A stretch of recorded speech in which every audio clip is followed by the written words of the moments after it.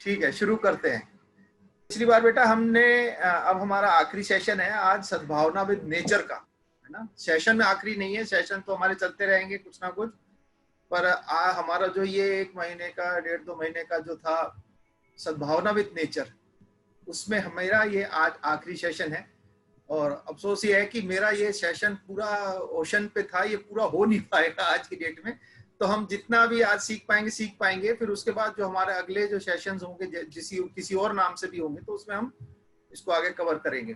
तो लास्ट बार मैंने जो आपसे ये बात करी थी ओशंस के ऊपर, तो हमने ये देखा था कि ओशन सॉल्टी क्यों होते हैं, उसमें नमक क्यों होता है समुद्र के पानी में, है ना। और मैंने कुछ कहानियां सुनाई थी जो मनगढ़ंत कहानियां लोगों ने बना रखी हैं कि भाई कैसे पानी में नमक मिल जाता है समुद्र में।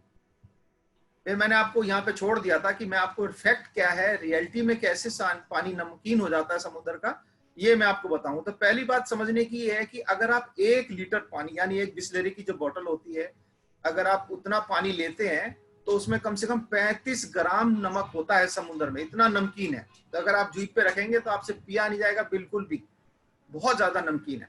तो ये पानी नमकीन होता कैसे, तो हम इसको समझते हैं कि जब बारिश होती है ना, जब बारिश आती है तो रास्ते में जो हवा में कार्बन डाइऑक्साइड है और दूसरी गैसेस हैं, खासकर कार्बन डाइऑक्साइड उसमें मिल जाती है उस पानी के अंदर। और जब वो पानी, वैसे वो पानी अगर आप देखें तो बिल्कुल मीठा पानी होता है, उसमें नमक बिल्कुल भी नहीं होता जो बारिश का पानी है, जब तक वो जमीन पे नहीं गिरा। और जब वो जमीन पे गिर जाता है तो उसके अंदर फिर कार्बन डाइऑक्साइड तो मिल गई, तो एसिड जैसा बन जाता है। और वो जब वो पत्थरों में से, चट्टानों में से, मट्टी में से होता हुआ जाता है, तो उसके अंदर से एक केमिकल रिएक्शन सा करके उसके अंदर से सारा नमक निकालता चला जाता है? सारा नमक लेके और फिर बहता बहता बहता वो समुद्र में इस तरह से आके मिल जाता है ना। और जब वो मिल जाता है तो बहुत सारा नमक, तो जो वहां के पानी के अंदर जो प्राणी है, मछलियां हैं, वो उस नमक को अपने अंदर एब्जॉर्ब कर लेती हैं, बहुत सारा। और बहुत सारा एब्जॉर्ब नहीं हो पाता और वो वहीं पे इकट्ठा होता रहता है। तो इसलिए पानी नमकीन हो जाता है। एक रीजन ये है। दूसरा रीजन है कि समुद्र के अंदर, हमारी जमीन के नीचे आपको पता है लावा है, बहुत गर्म लावा है, और जमीन के अंदर कुछ फॉल्ट्स होते हैं। फॉल्ट्स मतलब त्रेड़, जैसे हमारे मकानों में क्रैक आ जाता है या किसी चीज में क्रैक आ जाता है, तो वो क्रैक आ जाते हैं। उससे क्या होता है, पानी जमीन के नीचे चला जाता है और वो वहां तक चला जाता है जहां पे मैग्मा है, यानी लावा है, जहां गर्म है। और वो गर्म होके बड़ी तेजी से दूसरी जगह से बाहर निकलता है ना।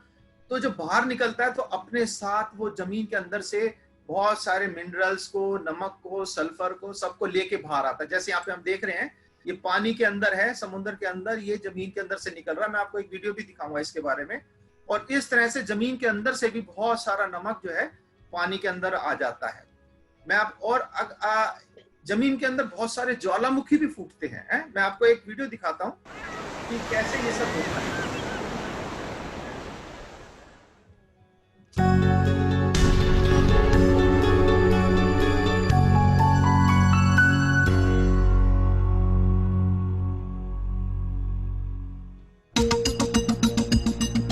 Not too long ago, scientists studying the ocean made a fascinating discovery that has helped us better understand our planet Earth. Down in the deep and dark waters, they found hot springs on the ocean floor, releasing hot and mineral-rich fluids. These are called hydrothermal vents.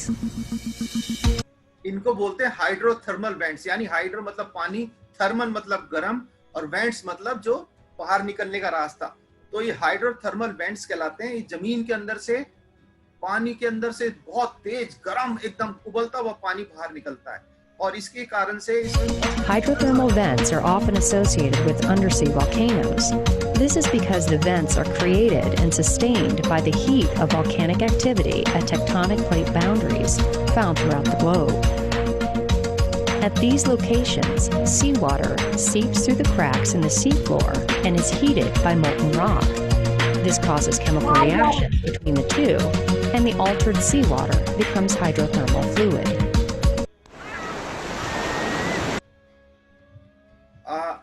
मैं इसको चला देता हूँ। Water seeps through the cracks in the seafloor and is heated by molten rock.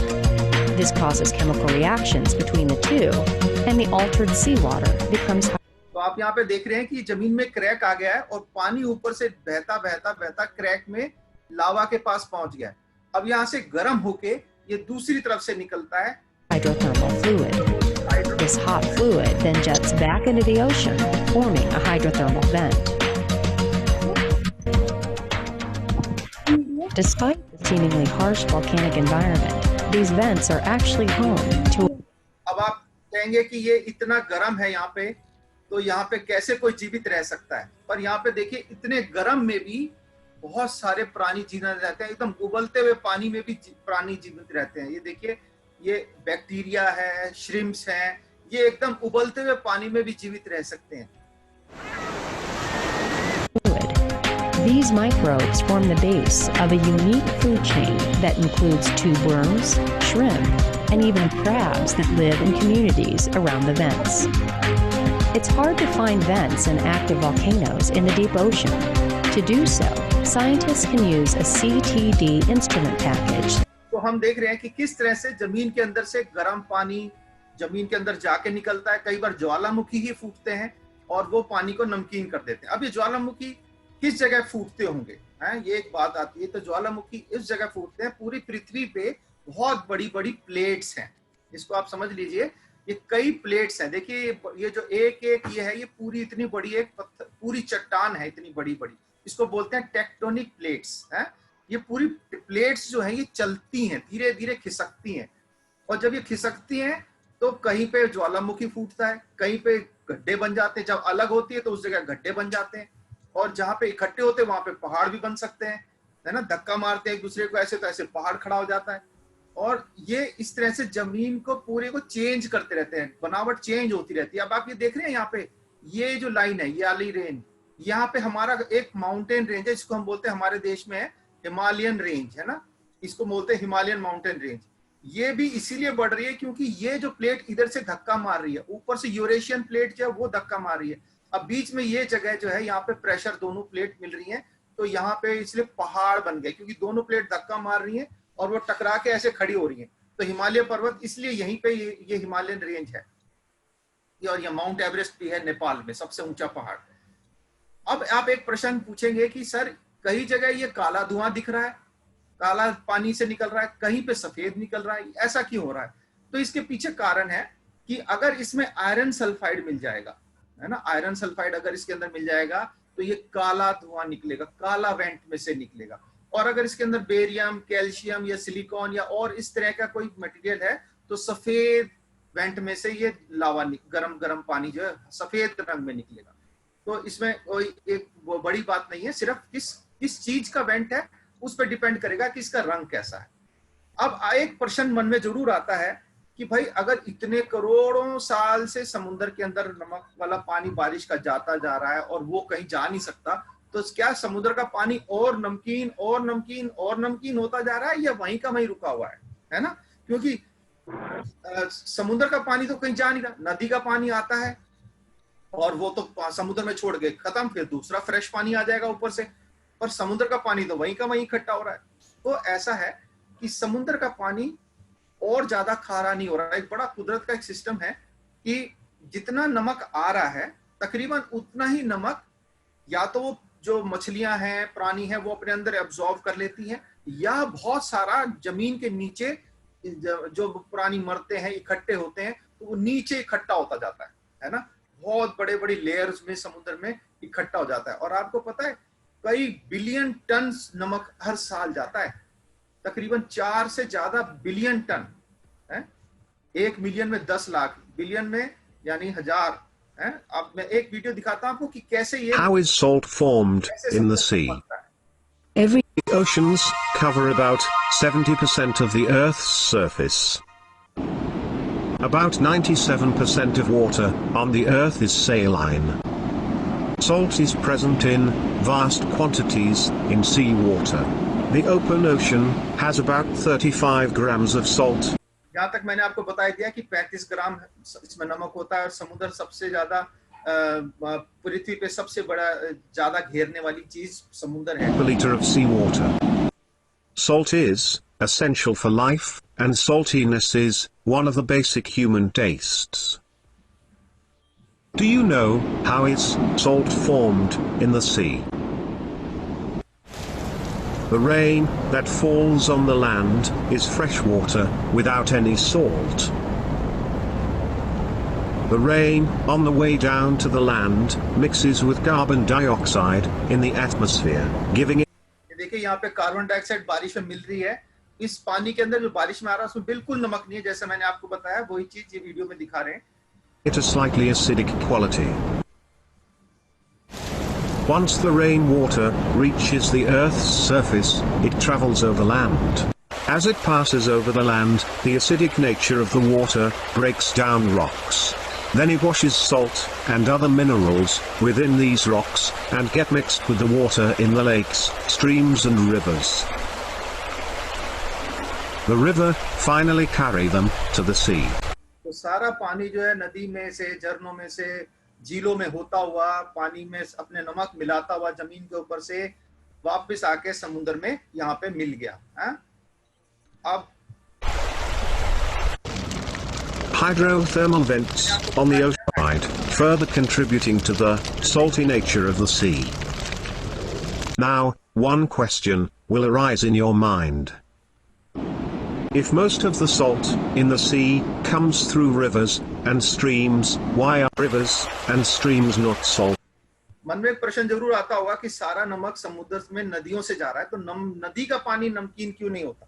तो नदी का पानी भी नमकीन होता है, पर उसमें नमक बहुत कम होता है। इसमें 1 लीटर में 1 ग्राम होता है और समुद्र में 1 लीटर में 35 ग्राम हो जाता है, इसलिए नदी का पानी हमारे को नमकीन नहीं लगता। How is salt? अब हम देखते हैं कि समुद्र की 2-4 बातें और देखेंगे, फिर हम जल्दी से आगे चलेंगे।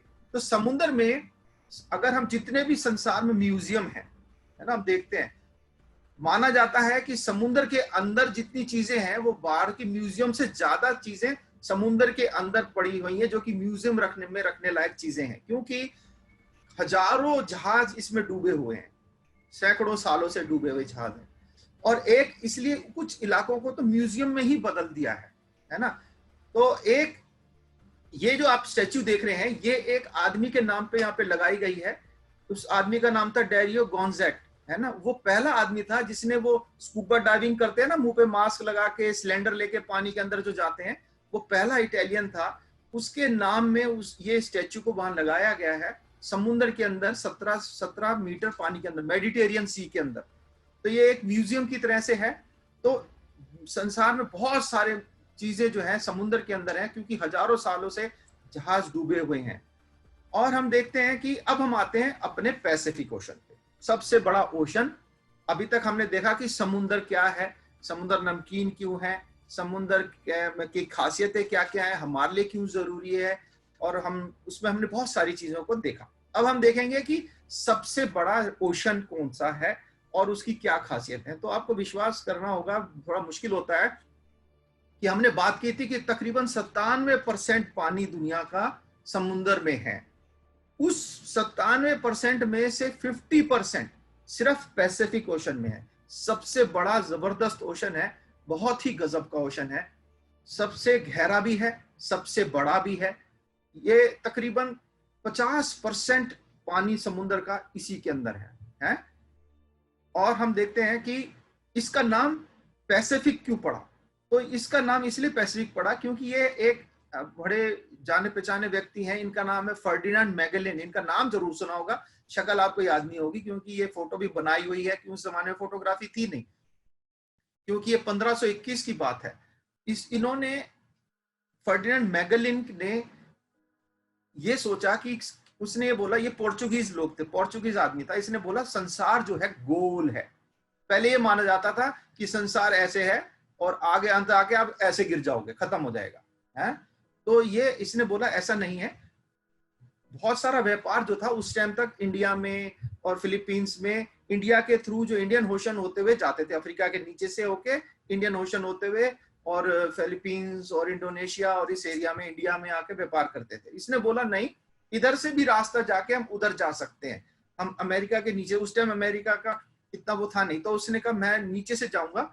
तो इसने इस समुद्र को बोला मार पैसिफिको। मार पैसिफिको मतलब पीसफुल सी, बड़ी शांत सी है, पर ये असल में इतनी शांत है नहीं जैसे इसने नाम दिया। हम देखेंगे कैसे है ये। और उसने इसका नाम रखा था मार पैसिफिको, मतलब सी, पीसफुल सी, शांत सी।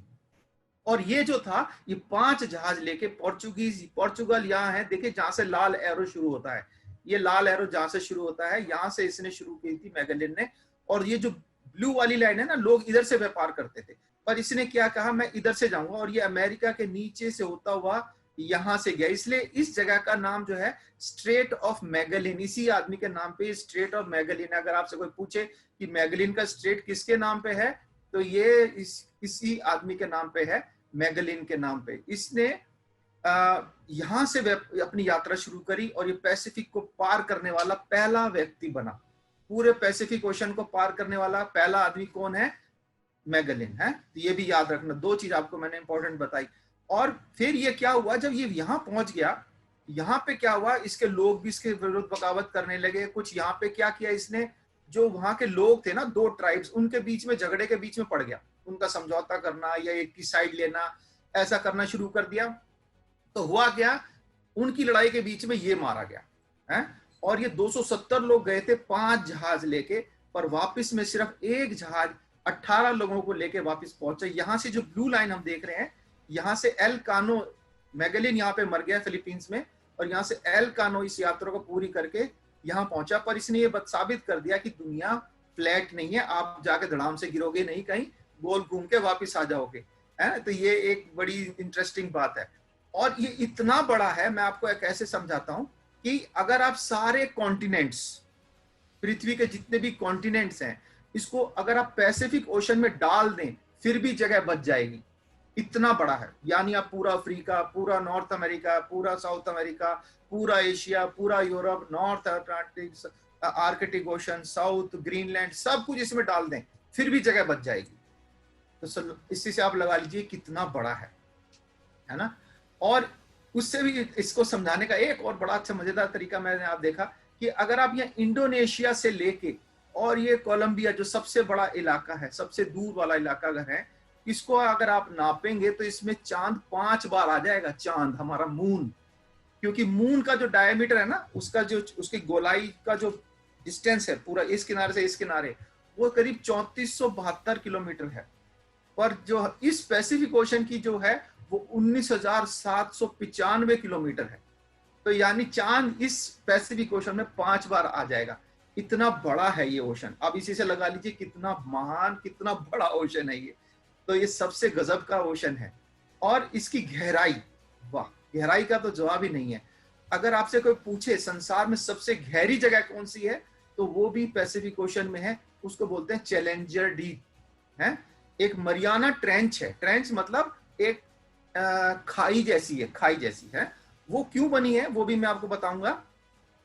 ये पृथ्वी का सबसे गहरा पॉइंट है चैलेंजर डीप, तकरीबन 11 किलोमीटर। 11 किलोमीटर, अंदाज लगा रहे हैं कितना गहरा है? 11 किलोमीटर गहरा है ये मैरियाना ट्रेंच में चैलेंजर डीप। ये मैरियाना ट्रेंच जो है, ये फिलीपींस और जापान के इधर, ये जो आपको चांद की शेप में दिख रहा है ना ये मैरियाना ट्रेंच है। और यहाँ पे ये इसलिए बन रहा है कि यहाँ पे 2 प्लेट आपस में आके टकराती हैं, और एक प्लेट जो है, जो पुरानी प्लेट है, वो सॉफ्ट वाली है, सॉफ्ट मटेरियल की है, उसके अंदर चट्टानें सॉफ्ट है। तो ये जो याली चट्टान है जो जापान साइड से आ रही है, ये हार्ड है। तो क्या होता है, याली चट्टान नीचे जाने लगी और ये ऊपर उठने लगी, और ये नीचे जाते जाते क्या हुआ, यहाँ पे गड्ढा बनता चला गया, गड्ढा बनता चला गया। और ये गड्ढा 11 किलोमीटर का है। यहाँ पे बहुत कम लोग पहुंच पाए हैं। ये देखिए कैसे बनता है। ये जो ओल्ड क्रस्ट है ना, ओल्ड वाली चट्टान याली, ये प्लेट जो है सॉफ्ट है, और ये वाली चट्टान जो है इधर से जो आ रही है प्लेट, ये हार्ड मटेरियल की है। तो ये क्या हुआ, टकरा के वो नीचे चली गई, नीचे चली गई। अब आप पूछेंगे, एक बात और मैं आपको बता दूं कि अगर ये नीचे जा रही है तो नीचे कहाँ जाएगी? मैग्मा के पास, जहां पर पृथ्वी बहुत गर्म है, और नीचे जाके क्या होगा, ये पिघल जाएगी। तो अगर पिघल रही है तो ये सब चीजें उसमें अगर भरती जा रही है तो कहीं से तो पिघलने के बाद वो कहीं से तो निकलेगी ना। इसलिए जो इस एरिया में सबसे ज्यादा वॉल्केनो भी आपको पैसिफिक ओशन में मिलते हैं, क्योंकि ये यहाँ से पिघल के नीचे जाता है और यहाँ से ऊपर फूट के निकलता है। यहाँ पे सबसे ज्यादा भूकंप आते हैं, सबसे ज्यादा ज्वालामुखी फूटते हैं। इसको पैसिफिक रिंग ऑफ फायर भी बोलते हैं। और इसका चैलेंजर डीप इसलिए नाम रखा गया था क्योंकि जो जहाज, इंग्लैंड का एक जहाज था, उसका नाम था HMS, है वो, उसका नाम था HMS चैलेंजर। इसी जहाज ने इसकी सबसे पहले गहराई नापने की कोशिश करी और इसको नापा गया। इसकी लंबाई अगर देखें तो, अब मैंने आपको एक दिन बताया था पहले भाग में, सबसे ऊंचा पहाड़ भी समुद्र में है ना। माउंट किया जो है जमीन पानी के नीचे से शुरू होता है और ऊपर तक जाता है। माउंट किया मौना किया सबसे ऊंचा पहाड़ है। फिर मैंने बताया था आपको सबसे बड़ी माउंटेन रेंज भी समुद्र के अंदर है। और मैं अब आपको बता रहा हूं कि सबसे गहरा खड्डा भी समुद्र के अंदर है, और साथ में सबसे बड़ी ट्रेंच जो मानी खाई होती है, घाटी होती है, वो भी समुद्र के अंदर है। क्योंकि ये अमेरिका के अंदर है, इसको बोलते हैं ग्रैंड कैनियन है। और ये जो नदी है, इसका नाम अगर मुझे कोई बताएगा लास्ट में तो उसको शाबाशी मिलेगी, इस नदी का नाम है। ये जो नदी है, इस वजह से, ये सोचिए किसी जमाने में यहाँ बहती थी ये नदी, और अब ये काटते काटते काटते इसने पानी को यहाँ पहुंचा दिया है, घाटी नीचे चलेगी। पर ये संसार की सबसे बड़ी घाटी जो पृथ्वी के ऊपर है, ये जो समुद्र के अंदर जो घाटी है उसके सामने कुछ भी नहीं है। क्योंकि ये है करीब 450 किलोमीटर लंबी है। और समुद्र के अंदर जो घाटी है, मरियाना ट्रेंच जो है, वो 2550 किलोमीटर लंबी है। यानी घाटी भी अगर कोई कहे कि भाई ट्रेंच कोई कहे या कैनियन कोई कहे, तो सबसे बड़ी कैनियन भी समुद्र के अंदर है। ये भी याद रखना आपने, उसका नाम है मरियाना ट्रेंच। अब इसकी गहराई की अगर मैं तुलना में आपको बताऊं तो हमारी संसार की सबसे बड़ी बिल्डिंग जो दुबई में है, उसका नाम है बुर्ज खलीफा, है ना। बुर्ज खलीफा जो है 830 मीटर ऊंची है, देखिए यहां तक। और हमारे जो सबमरीन्स हैं वो भी इतना, वो मान लीजिए 200 यहां तक जाती हैं। और उसके बाद हमारा जो टाइटैनिक जहाज डूबा था, वो तकरीबन 4 किलोमीटर पानी के अंदर है, वो यहां तक है। उसके बाद अगर हम माउंट एवरेस्ट की बात करें, देखिए ये माउंट एवरेस्ट अगर इसमें पूरा इसके अंदर डाल दिया जाए इस ट्रेंच के अंदर, तो भी 2 किलोमीटर बच जाएगा। ये तकरीबन 9 किलोमीटर मान लेते हैं, असली में 9 किलोमीटर नहीं है, 8,848 मीटर है। और ये है 10,999, तकरीबन 11 किलोमीटर। तो यानी ये जो जहाज हम देखते हैं ना आसमान में उड़ता, वो बहुत छोटा सा दिखता है, तकरीबन उससे भी गहरा है। सोच लीजिए कितना गहरा पॉइंट है। और यहाँ पे इतना पानी का प्रेशर है कि अगर आप एक आदमी को कल्पना करें कि एक आदमी के ऊपर, ये जंबो जेट है ना, ये जंबो जेट है, 4 इंजन का बहुत पावरफुल जहाज जो कि 400 लोगों को लेके एक साथ उड़ जाता है। ऐसे 50 जहाज एक आदमी के सर के ऊपर रख दें, इतना प्रेशर वहां पे है पानी का, क्योंकि इतना पानी है। 11 किलोमीटर पानी आपके ऊपर वजन है, तो आप वहां पे 1 मिनट में आपकी चटनी बन जाएगी अगर आप सीधा जाने की कोशिश करें, आप जा ही नहीं सकते हैं। और ये देखिए, ये यहाँ पे है मरियाना ट्रेंच, और ये उसकी गहराई है। ये मैं आपको दिखा रहा हूँ। हमारे पास समय की कमी है, नहीं तो मैं आपको दिखाता, पर हम आगे चलेंगे। खैर, इस मरियाना ट्रेंच की खासियत क्या है, ये जो मछलियां मैं आपको दिखा रहा हूँ, ये मरियाना ट्रेंच की नहीं है, ये मरियाना ट्रेंच से बहुत ऊपर की है। ये करीबन 3-4 किलोमीटर वाले एरिया में है। मरियाना ट्रेंच में कैसे प्राणी है, ये अभी तक किसी को पता नहीं है। बहुत थोड़े जानवरों का पता है, पर वहां पे भी प्राणी हैं। और यहाँ के जो प्राणी हैं, पहली बात आप समझ लीजिए कि यह एकदम गुप्त अंधेरा है, आपको कुछ भी नहीं दिखेगा, बिल्कुल काला है, बिल्कुल गुप्त अंधेरा। और दूसरी बात, यहाँ पे देखने के लिए सब मछलियों ने क्या किया है, अपनी लाइट का इंतजाम किया है। देखिए जैसे ये मछली है, इसके पास अपनी लाइट है, ये शिकार करती है। और इनकी हड्डियां जो है ना, वो हार्ड नहीं है, बहुत जैसे मुड़ सकती है, फ्लेक्सिबल है, लचीली है उनकी हड्डियां। और ये अपने शिकार को अपने पास लाने के लिए इस लाइट का इंतजाम करते हैं। लाइट दिखाते हैं तो शिकार सोचता है कि कुछ खाने की चीज है, अंधेरे में चमक रहा है, वो उसके ऊपर आता है और ये उसको खा लेती है। और यहाँ पे बड़े अजीब अजीब तरह के प्राणी हैं जिसके बारे में बहुत कम पता है, क्योंकि इतनी गहराई में कोई जा नहीं सकता। ये इसे बोलते हैं फ्रिल्ड शार्क। फ्रिल्ड शार्क मतलब जैसे रिबन जैसी होती है ना, इसकी पूंछ में पीछे रिबन जैसा है, इसलिए इसको फ्रिल्ड शार्क बोलते हैं। और ये गुप्त अंधेरे में नीचे रहती है, इसके बारे में बहुत कम पता है। मैं आपको सिर्फ फोटो दिखा रहा हूँ कुछ मछलियों की जो उस गहराई में रहती हैं, पूरे अंधेरे में रहती हैं, और इनके पास अपनी लाइट है। देखिए यहाँ पे इसकी अपनी लाइट है, ये लाइट वाला एरिया है इसका। ये इसके सर पे, ये एंगलर फिश बोलते हैं इसको, इसकी यहाँ पे अपनी लाइट है, इस लाइट से ये देखती है। और एक खासियत और है यहाँ पे, जो मछलियां इस पानी में, गहरे पानी में रहती हैं, उनकी बड़ी बड़ी आंखें होती हैं, बड़ी आंखें, क्योंकि लाइट नहीं है तो जो भी थोड़ा सा भी है उसको और अच्छे से देखने के लिए कुदरत ने उनको बड़ी बड़ी आंखें दी हैं। देखिए कैसी अजीब सी मछली है, ये इस गहरे पानी में रहती है। अब आप कहेंगे ये देखिए, इसकी आपकी लग रहा होगा कि ये दोनों आंखें, पर ये इसकी आंखें नहीं है, इसकी आंखें ये हैं, इतनी बड़ी हैं, सर के अंदर है और ये ट्रांसपेरेंट शीट के जैसे अंदर है। तो बड़ी अजीब अजीब मछलियां हैं, ये सिर्फ आइडिया देने के लिए।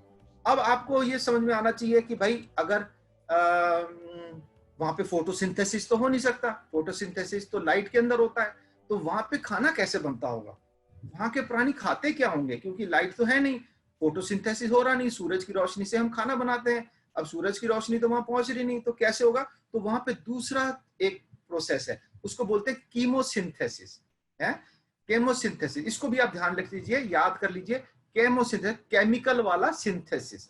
फोटो मतलब लाइट वाला सिंथेसिस और केमो मतलब केमिकल वाला सिंथेसिस। इसमें क्या होता है, बैक्टीरिया केमिकल्स को प्रयोग करके ग्लूकोज बनाते हैं, केमिकल्स के द्वारा खाना बनाते हैं। तो यहाँ पे जो बिल्कुल गरम गरम, मैंने उस पर दिखाया था आपको वीडियो में, जहाँ गर्म पानी निकल रहा था उसके पास कीड़े थे ना, बैक्टीरिया थे और वो सब थे, वो ही इसको बनाते हैं।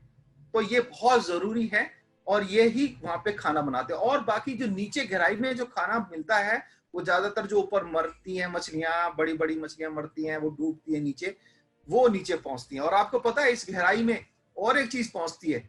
एक आदमी जो पहला वहां पहुंचा, पहला नहीं दूसरा पहुंचा, उसने जब उस वहां पे जाके देखा तो वहां पे एक बड़ी स्पेशल चीज उसको मिली। पता है क्या मिली?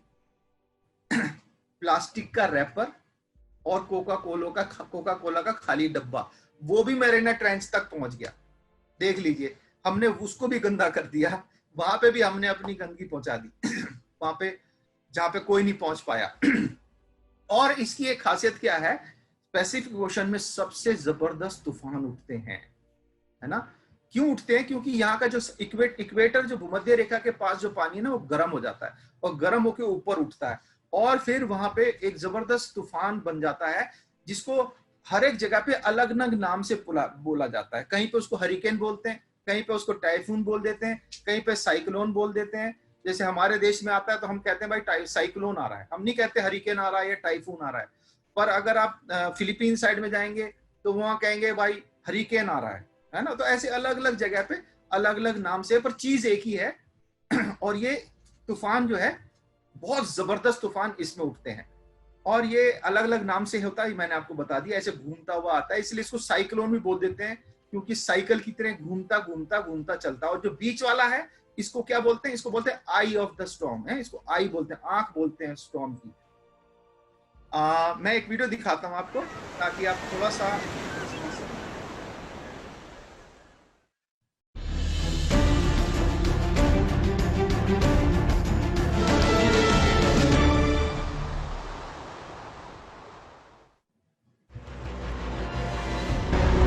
Powerful winds aren't the only deadly force during a hurricane.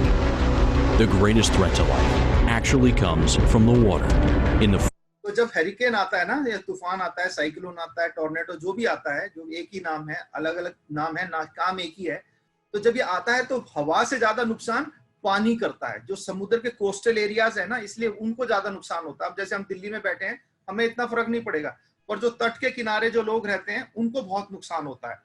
देखिए कैसे ये तूफान आके नुकसान करता है। Form of storm surge. Storm surge is water from the ocean that is pushed toward the shore by the force of the winds swirling around the hurricane. This advancing surge combines with the normal tides and can increase the water level by 30 feet or more. अगर यही cyclone या tornado के time पे ज्वार भाटा भी आ जाए, है Tide आ जाए, जिसको बोलते हैं ना चांद और पृथ्वी, वो समुद्र और चांद एक लाइन में आ जाए और उसको पानी को ऊपर खींचते हैं, पानी का लेवल ऊपर उठ जाता है। तो ज्वार भाटा जब आता है और उसी टाइम हरिकेन आ जाए तो और आफत हो जाती है, क्योंकि पानी और उठ जाता है और बड़ी बड़ी लहरें आती हैं। तो बहुत 30-30 फीट पानी की लहर आ जाती है। आपका घर जो है ना, एक मंजिल का करीब 10-12 फीट का होता है, यानी 3 मंजिल मकान के जितनी लहर आके अगर आपसे टकराएगी तो क्या होगा, आप अंदाजा लगाइए। storm surge combined with waves can cause extensive damage. It can severely erode beaches and coastal highways. The pounding waves can take out boats and buildings. As the waters move inland, rivers and lakes may be affected and add to the rising flood levels. While we can't prevent storm surge, we do have a system that can warn us of the incoming threat. तो हमने देखा कि कितना नुकसान ये हमारे को कर सकता है। अब मैंने आपको दिखाया था कि रिंग ऑफ फायर, ये भी आपके लेसन में आता होगा, छोटे बच्चों की 6th-7th की क्लास में आता है कि what is ring of fire, है ना। रिंग ऑफ फायर क्या चीज है, तो आपको ये समझ लेना चाहिए कि आपको टीचर अगर पूछेगी तो आप बता देना। Ring of fire Pacific ocean के चारों तरफ ये जो लाइन डॉट डॉट डॉट और ये लाल वाली लाइन दिख रही है ना, ये एरिया है, ये पूरा वॉल्केनो से भरा हुआ है। और वॉल्केनो यहाँ पे तकरीबन 450 वॉल्केनो एक्टिव वॉल्केनो है। एक्टिव मतलब जो अभी जिंदा है। दो तरीके के वॉल्केनो होते हैं, एक डोरमेंट, एक एक्टिव। डोरमेंट मतलब जो सो गया, अब फूटेगा नहीं, है ना। और एक और होता है जो डोरमेंट है पर उसका कोई भरोसा नहीं, कभी फूट भी सकता है। और एक होता है जो बिल्कुल एक्टिव होता है। तो यहाँ पे 450 एक्टिव वॉल्केनो है। और ये दुनिया के जितने भी वॉल्केनोज हैं उसमें से सबसे ज्यादा 75% वॉल्केनो यहीं पे होते हैं, इसी एरिया में है, इसलिए इसको रिंग ऑफ फायर कहा गया, है ना। 90% भूकंप दुनिया में जो आते हैं वो इसी एरिया में आते हैं, क्योंकि यहाँ पे मैंने आपको बताया ट्रेंच है, मरियाना ट्रेंच यहाँ पे है।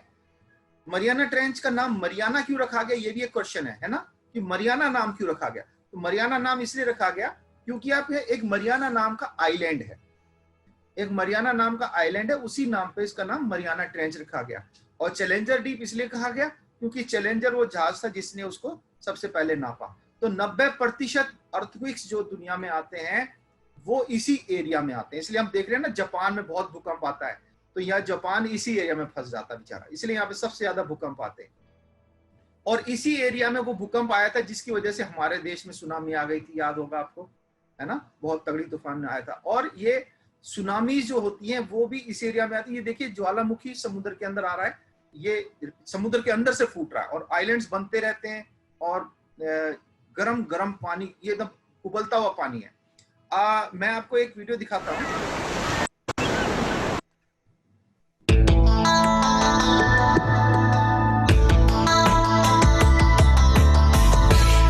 ये जमीन पानी के अंदर कैसे ज्वालामुखी फूटते हैं ना, उसका एक सीन मैं आपको दिखा रहा हूं, थोड़ा सा दिखाते हैं।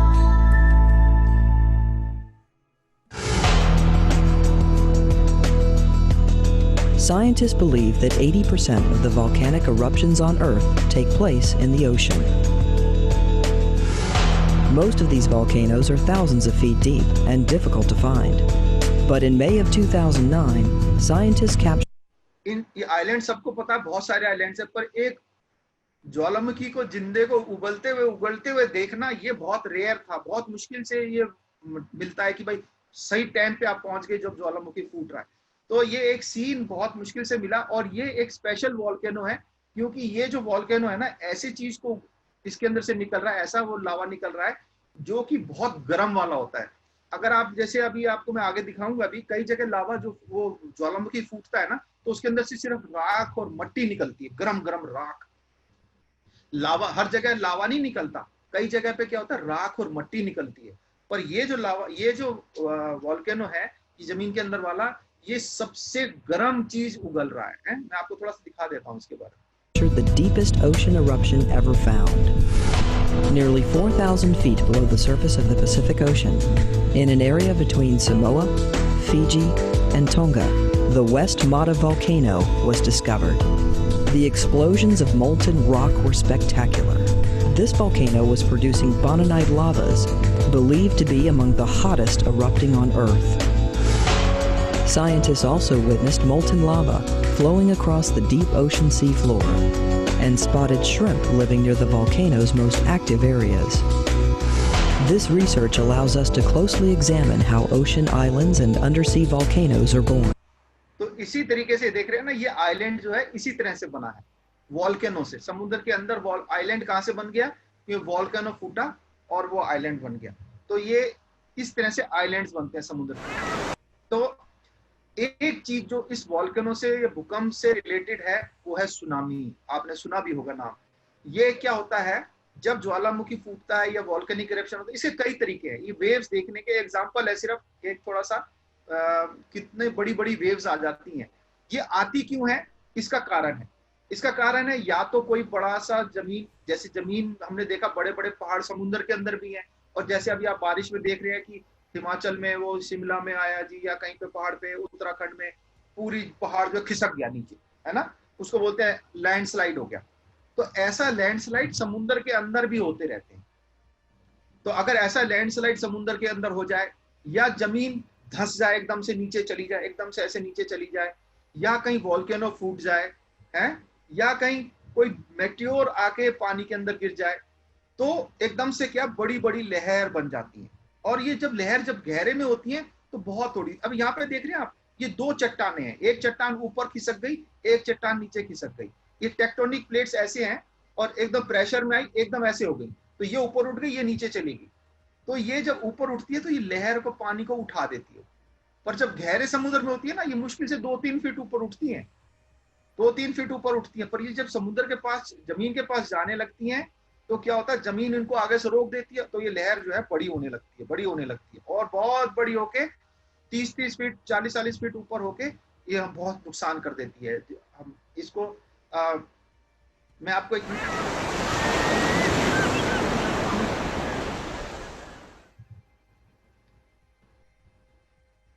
चलिए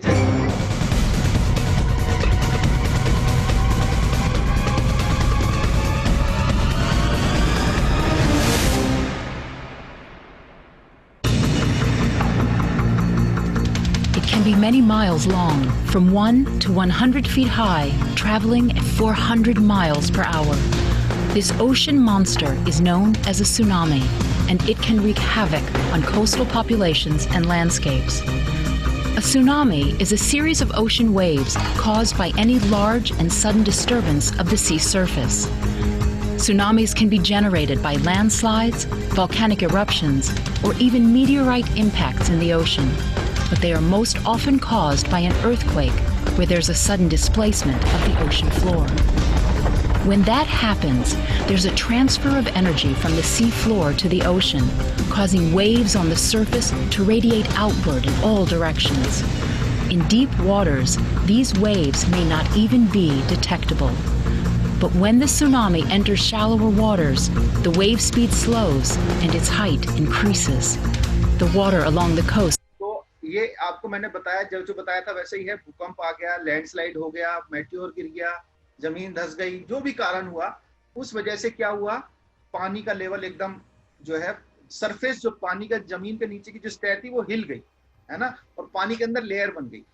अब मैं आपको एक चीज बता रहा हूँ कि अगर आप समुद्र के किनारे हैं और आप देखते हैं अचानक से समुद्र का पानी वापस चला जा रहा है ना, जैसे यहाँ तक पानी था, यहाँ तक आप देख रहे हैं, यहाँ तक पानी था, और एकदम से पानी जो है नीचे जाने लगा, तो आप समझ लीजिए खतरा है, आप वहां से निकल जाएं, जल्दी से जल्दी किसी ऊंची जगह पे पहुंचे, क्योंकि ये लक्षण है कि सुनामी आ रही है। या तो आपको कोई बहुत तेज आवाज सुनाई दे, या अचानक से पानी नीचे जाता हुआ दिखाई दे, या भूकंप आए, आप उस एरिया में हैं, तो आप जल्दी से जल्दी किसी मजबूत बिल्डिंग में ऊपर पहुंचे। That happens, there's a transfer of energy from the sea floor in all directions. In deep waters, these waves may not even be detectable. But when the tsunami enters shallower waters, the wave speed slows and its height increases. The water along the coast may recede noticeably. A large wall of turbulent water, called a bore, may also form. When the tsunami hits, it may come ashore like a fast-rising flood and strike with devastating force. The series of waves may continue for hours. The first one may not be the last or the largest. For your safety, know the potential. आप देख रहे हैं कि किस तरह से लहर बनती है और कितना नुकसान कर सकती है। और एक इसमें एक और खासियत है पैसिफिक ओशन, यहाँ पे सबसे ज्यादा आइलैंड्स जो हैं, जो हैं आपको इस एरिया में मिलते हैं, है ना, पैसिफिक ओशन में करीब 25,000 आइलैंड्स हैं। और इंडोनेशिया एक ऐसा देश है जिसमें सबसे ज्यादा आइलैंड्स हैं। अगर आपसे कोई पूछे भाई कौन सा देश दुनिया में ऐसा है जिसके पास सबसे ज्यादा आइलैंड्स हैं, तो आप बता सकते हैं इंडोनेशिया 17,508 आइलैंड से बना हुआ देश है? जापान के पास 3,000 है। और ये जो छोटे छोटे आइलैंड्स होते हैं इनको एक नाम दिया गया है? आर्चीपेलागोस है, आर्चीपेलागोस बोलते हैं। क्लस्टर ऑफ आइलैंड, जैसे छोटे छोटे आइलैंड्स हैं इनको बोलते हैं आर्चीपेलागोस। ठीक है, ये हम देख रहे थे कि पैसिफिक ओशन में एक और बहुत जबरदस्त चीज है जो कि चांद से भी दिखाई देती है। अगर आपसे कोई बोले कि भाई चांद से दिखने वाली क्या क्या चीजें, तो आप बोलेंगे ग्रेट वॉल ऑफ चाइना दिखती है ना। पर साथ के साथ क्या है, एक ऐसी चीज भी दिखती है जो जीवित है, जीवित चीज है जो चांद से दिखाई देती है, तो वो आप बोल सकते हैं ग्रेट बैरियर रीफ, जो ऑस्ट्रेलिया के बगल में है, तकरीबन 2300 किलोमीटर लंबी है? ये जो है ऑस्ट्रेलिया का इस किनारे से लेके और इस किनारे तक ऐसे करके है। ये जो वाली लाइन है, ब्लू वाली लाइन है ना, इसको बोलते हैं ग्रेट बैरियर रीफ। 2600, ये करीब 2600 किलोमीटर लंबी है 2600 किलोमीटर लंबी है। चांद से भी दिखाई दे जाती है। इसमें छोटे छोटे बहुत सारे रीफ्स हैं, सबके नाम देखो यहाँ छोटे छोटे दिए हुए हैं, सबके नाम बताए गए हैं। ये रीफ्स हैं, लोग यहाँ पे घूमने के लिए जाते हैं और बहुत खूबसूरत जगह है, देखने लायक है। आपको कभी मौका मिले तो आप। और एक बात इसमें बहुत पैसिफिक ओशन में एक देखने की है, जो मैंने आपको बताया कि खाई तो बहुत बड़ी है ही, उसमें एक बहुत बड़ी कैनियन क्या बोलेंगे, घाटी को बोलेंगे, घाटी जैसे मैंने आपको बताया भी था। तो ये जो घाटी है ये बेरिंग सी में है। बेरिंग सी कहाँ पे है, जहाँ पे अमेरिका और इधर एशिया यानी रशिया का बॉर्डर जहाँ पे टच होता है, इधर अलास्का है, इधर रशिया है, बीच में जो छोटी सी जगह है उसको बोलते हैं बेरिंग सी। ये बेरिंग सी, एक बेरिंग नाम का एक आदमी था, उसने उसको पहली बार ढूंढा था, डच आदमी था, उसके नाम पे इसका नाम बेरिंग सी रखा गया है। तो ये सबसे बड़ी घाटी यहाँ पे हम देखते हैं। और यहाँ पे बहुत सारे जहाज डूबे हुए हैं। अगर आप इसकी गिनती करें तो करीब कहते हैं कि 3 मिलियन यानी 30 लाख जहाज इसके अंदर डूबे हुए हैं पैसिफिक ओशन में। और सबसे ज्यादा तो वर्ल्ड वॉर 2 के टाइम में बहुत जहाज डूबे हैं, इसमें बहुत सारे एरोप्लेन्स डूबे हुए हैं। और ये सब जो है अब यहाँ पे सड़ रहे हैं, यहाँ पे शिपरेक्स है। कोलंबस का जहाज सेंटा मारिया भी इसी में डूबा हुआ है। और इसकी एक खासियत क्या है कि संसार का सबसे बड़ा आइलैंड, सेकंड नंबर का, फर्स्ट नंबर कौन सा है, ग्रीनलैंड। ये जो यहाँ पे मैं दिखा रहा हूँ, ये कनाडा के पास में, ये ग्रीनलैंड जो है संसार का सबसे बड़ा आइलैंड है। और सेकंड नंबर पे पैसिफिक ओशन में ये पपुआ न्यू गिनी आइलैंड जो है, ये सबसे बड़ा, सेकंड नंबर का सबसे बड़ा आइलैंड है, ये भी पैसिफिक ओशन में है। तो पैसिफिक ओशन की हम बातें देख रहे हैं। पैसिफिक ओशन की जब मैं ढूंढ रहा था तो मुझे एक बड़ी इंटरेस्टिंग सी एक खबर मिली, तो मैंने कहा आपको भी मैं बता देता हूँ। यहाँ पे सबसे रिमोट, अगर कोई कहे कि कोई रहने लायक कोई रहता हो, जहाँ पे रहने वाली जगह और संसार के दुनिया से सबसे दूर है, तो वो ईस्टर आइलैंड्स है ना। तो ये जो है ना, ये ईस्टर आइलैंड्स है। इसका नाम ईस्टर आइलैंड क्यों रखा गया, क्योंकि इसको ईस्टर वाले दिन ढूंढा गया था। ईस्टर संडे था और जो एक डच सेलर थे, एडमिरल था, वो वहां से जा रहा था, उन्होंने देखा एक आइलैंड है, तो उन्होंने उसको देखा, उसमें देखा सिर्फ 3000 लोग रहते थे, छोटा सा आइलैंड है, और उसका नाम उसलिए उसने ईस्टर आइलैंड रख दिया। इस ईस्टर आइलैंड की एक खासियत क्या है कि यहाँ पे आपको बड़ी बड़ी स्टोन की ऐसे स्टैच्यूज दिखाई देंगी। अगर आप जाएंगे तो आपको दिखेगा कि ये अभी तक समझ नहीं आ रहा था कि ये लोग स्टैच्यूज इतनी बड़ी बड़ी क्यों बनाई इन्होंने, समुद्र के किनारे पे समुद्र को फेस करती हुई इतनी बड़ी स्टैच्यू बनाने का क्या मतलब था। तो इसका रीजन था कि जो भी इनका बड़ा ट्राइब का, कई ट्राइब्स थे वहां पे, कई ट्राइब्स थे, तो उसमें से अगर किसी ट्राइब का नेता मर जाता था, लीडर मरता था, तो वो क्या करते थे, एक खास लोग थे जो स्टैच्यू बनाने वाले होते थे, उनके पास जाते थे, और वहां पे पैसा तो चलता नहीं था, तो वो क्या करते थे, उसको खाने का सामान है ना, शहद और दूसरी चीजें उसको देते थे, और जो जितना ज्यादा देगा उतनी बड़ी स्टैच्यू उसकी बनेगी।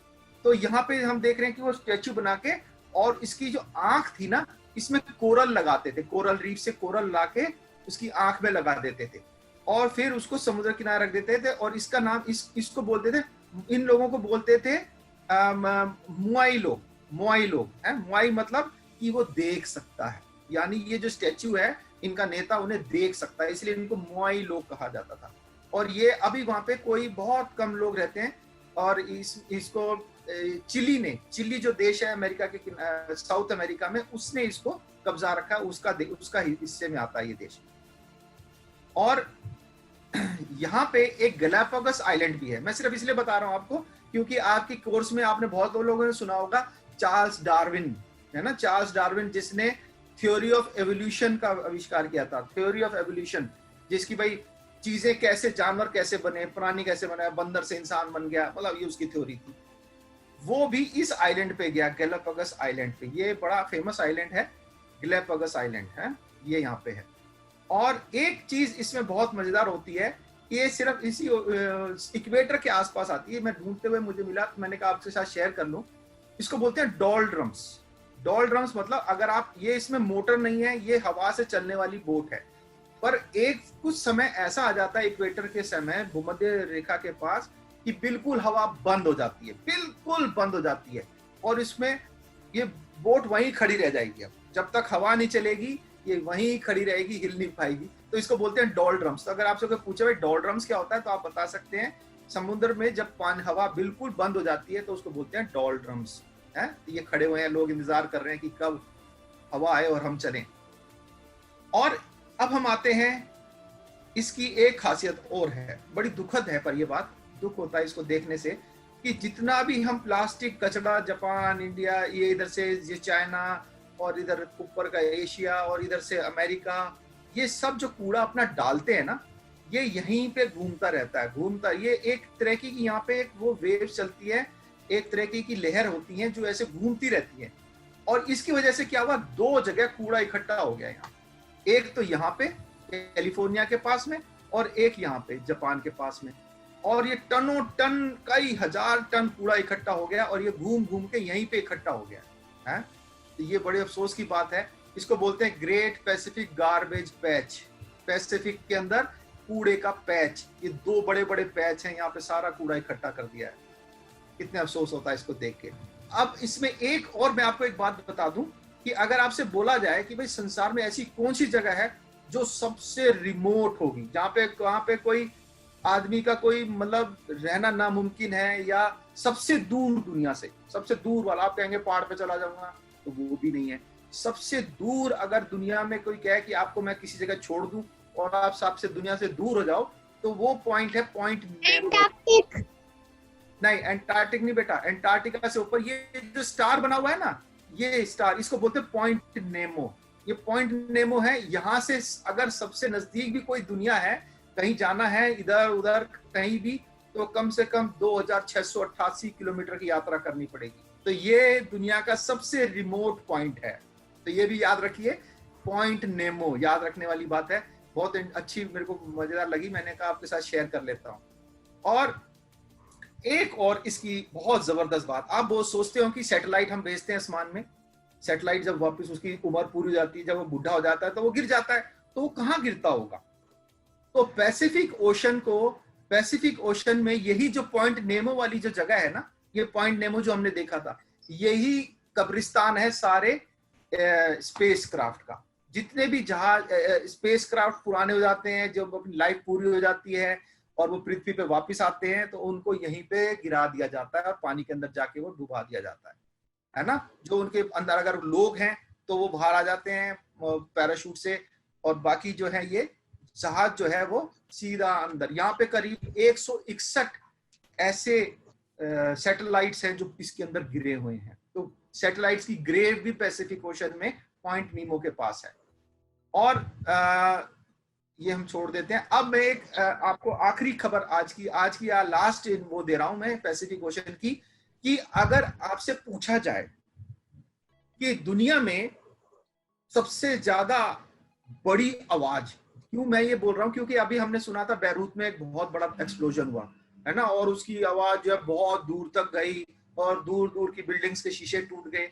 और उसके सामने जो मैं आपको अभी बताने जा रहा हूं, जो आपको दिखा रहा हूं, ये आवाज दुनिया की सबसे बड़ी आवाज है ना। इतनी बड़ी है कि ये 5000 किलोमीटर दूर भी सुनाई दी थी, इतनी जबरदस्त आवाज थी। और इसका अगर एक्सप्लोजन की, इससे इतना जबरदस्त एक्सप्लोजन हुआ था, इसको काराकोटा का इरप्शन कहते हैं। इस ज्वालामुखी का नाम है काराकोटा, है ना, काराकोटा। ये इसमें जो एक्सप्लोजन हुआ था, इसके अंदर 36,000 से ज्यादा लोग मर गए थे। इसके अंदर इसकी पावर हम ऐसे जोड़ सकते हैं कि हिरोशिमा नागासाकी में जो बम गिराया गया था ना, वो 20 किलो टन का था। 20 किलो टन यानी 20,000 किलो टन का उसमें पावर थी। पर ये जो एक्सप्लोजन था ना, ये उससे 10,000 गुना पावरफुल एक्सप्लोजन था। 10,000 यानी जापान में जो बम गिरा था उससे उसको 10,000 गुना बड़ा बम बना दो और उसमें जो शक्ति बनेगी वो शक्ति इस ज्वालामुखी में आई थी करीब 200 मेगा टन TNT के बराबर। और इसकी आवाज इतनी जबरदस्त थी, मैंने आपको बताया 5,000 किलोमीटर सुनाई दी। और इसकी जो शॉक वेव्स थी ना, शॉक वेव्स क्या होती हैं, देखिए ये एक एक्सप्लोजन हुआ है और इसके आसपास आपको एक मशरूम जैसा दिख रहा होगा, ग्लास जैसा, है ना, शीशे जैसा दिख रहा है, इसको बोलते हैं शॉक वेव्स। जब बॉम्ब फटता है ना तो शॉक वेव्स बहुत नुकसान करती हैं। ये शॉक वेव्स जाके काट देती है। अगर आप नजदीक खड़े हैं तो आपको शॉक वेव ही काट देगी, कपड़े उपड़े सब फाड़ देगी आपके, है ना, खाल वाल सब फाड़ देगी अगर आप नजदीक हैं तो ये शॉक वेव्स जो हैं, ये पृथ्वी के उसने कितने चक्कर लगाए, 7 चक्कर लगाए, पूरी पृथ्वी के 7 चक्कर मारे उस वेव्स ने, शॉक वेव्स ने। इतनी जबरदस्त वेव थी।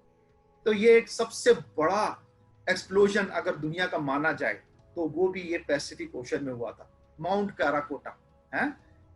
और तो आज हम यहां तक हमने पैसिफिक ओशन को आज देख लिया। हम पैसिफिक ओशन तक आज रुकेंगे। मुझे बड़ा अच्छा लगा आप लोगों के साथ इंफॉर्मेशन शेयर करने के लिए। बहुत सारी इंफॉर्मेशन दी मैंने, अब कितनी आप उसको रिटेन कर पाएंगे वो आपके ऊपर है, पर कहीं ना कहीं ये बहुत सारी इंफॉर्मेशन हो जाती है। मैं जानता हूँ इस बात को कि एक साथ इतनी इंफॉर्मेशन याद रख लेना मुश्किल है, पर आप मैंने देखा है कि अगर बच्चों को, आपको कभी कोई ऐसी बात कोई करता है ना तो आपको एकदम रिकलेक्ट होता है, हाँ मेरे को पता है ये बात, मेरे को ऐसा बताया गया था। क्योंकि हमारे यहाँ क्या हुआ ना, हमारे बाहर एक बच्चा है जो बस स्टैंड पे रहता था, गरीब बच्चा था, उसकी माँ नहीं थी, सिर्फ बाप के साथ रहता था, बस स्टैंड पे सोते थे, बोतल चुनते थे और उसे करते थे, स्कूल भी नहीं जाता था। और मेरी क्लास में वो आता था तो मैंने उसको ना ज्योग्राफी में ये ऐसे ही जैसी क्लास करते हैं तो उसमें बता देते थे, भाई देखो ईरान यहाँ है, इराक यहाँ है। उस बच्चे को इतना याद हो गया कि आप उससे अभी भी पूछ लेना कि अफगानिस्तान कहाँ है, ईरान कहाँ है, इजराइल कहाँ है, अमेरिका कहाँ है, वो बहुत सारे स्कूल वाले बच्चों से ज्यादा बता देता। तो मैं ये देखा कि बहुत ऐसी चीजें जो है हमारे बीच में अनमोल है, उसको भी अगर आप अभी पूछ लें कि भाई वो ऑक्टोपस कौन सा है जो रूप चेंज कर लेता है तो आपको अभी बता देगा। तो मैंने ये देखा कि बच्चे बहुत सारी चीजें याद रखते हैं, कई सालों के बाद भी उनको याद रहती है। तो इसलिए जितना याद रख पाएंगे ठीक है, नहीं रहेंगे आपको कहीं ना कहीं जरूर वो काम आएगी। सबको बाय बाय, फिर मिलेंगे किसी और नाम से, जरूर मिलेंगे।